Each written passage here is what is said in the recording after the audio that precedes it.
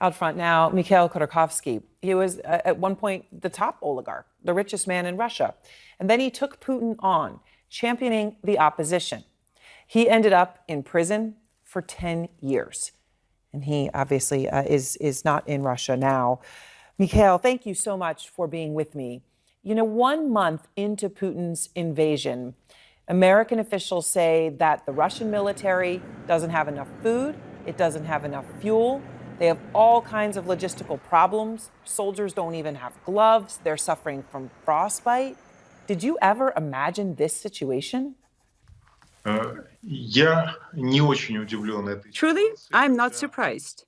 But on the other hand, I will have to say that the level of their unpreparedness has come as a great surprise to me. In fact, I will say, in the words of the Ukrainians, is that they're heavily helped by their corruption. Western officials, you know, they say Putin is frustrated, obviously, by the stall of his military and that he has been lashing out.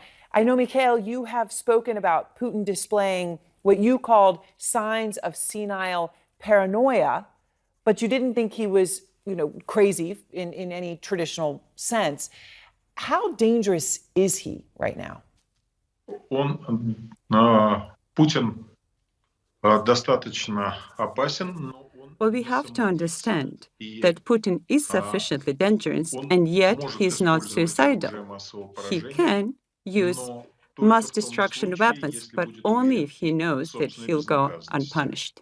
When you mentioned President Biden, you know, he has talked about the threats. He doesn't want World War III. He says it's a real threat. Putin could use chemical weapons in Ukraine. Obviously, there are fears of what he could do with the nuclear arsenal. So far, obviously, he has not even used tactical nuclear weapons, but there are these fears out there. Do you think that they're real fears? Because they are what's holding NATO and the West back. Я думаю, что западные лидеры повторяют. Well, I believe that actually what we are seeing now is that Western leaders are repeating the same mistake that their predecessors committed years ago with Hitler, when Hitler was very vulnerable back then, when he tried to invade Europe. And that's what his accomplices did admit during the Nuremberg tribunal. However, what we know is that Western leaders kept saying that they were afraid to aggravate Hitler, and they thought, well, if we are not showing any resistance, then eventually he'll stop. However, that mistake has cost hundreds of millions human lives. Hundreds of millions human lives were lost, and the same mistake is being committed now. Putin will never use nuclear weapons unless he knows he's in safety. And once he's been convinced that, yes, you're safe, then obviously that just triggers him towards that. So the Wall Street Journal reports that President Biden was ready to sanction Russian oligarch Roman Abramovich. He ultimately did not, because President Zelensky said, hold on. Zelensky thought that Abramovich could help broker some sort of a peace deal here. Obviously, I know you and Abramovich know each other. I've got a picture of you on the day your companies announced that mega merger. There you are on the screen, you and Roman Abramovich. Do you think he is the kind of key person that Zelensky thinks he is in terms of negotiating a peace settlement? Я считаю, эти переговоры.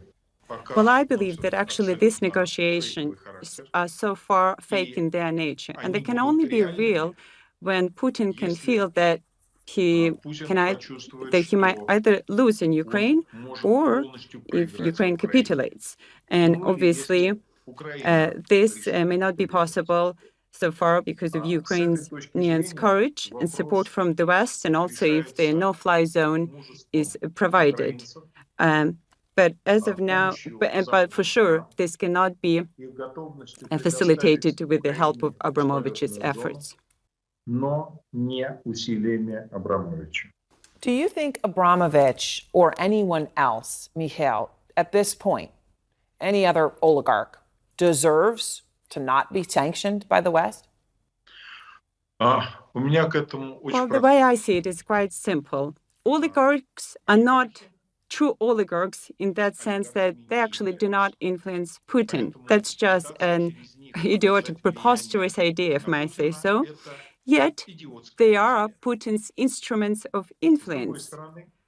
And to see for real who has broken their relations with Putin would be when they actually denounce him and when they admit that he is a war criminal. And if that doesn't happen, that means that they still depend on him and they're still dangerous. Mikhail, thank you very much. I'm grateful to you for your time and look forward to speaking with you again soon. Thank you. Thank you very much.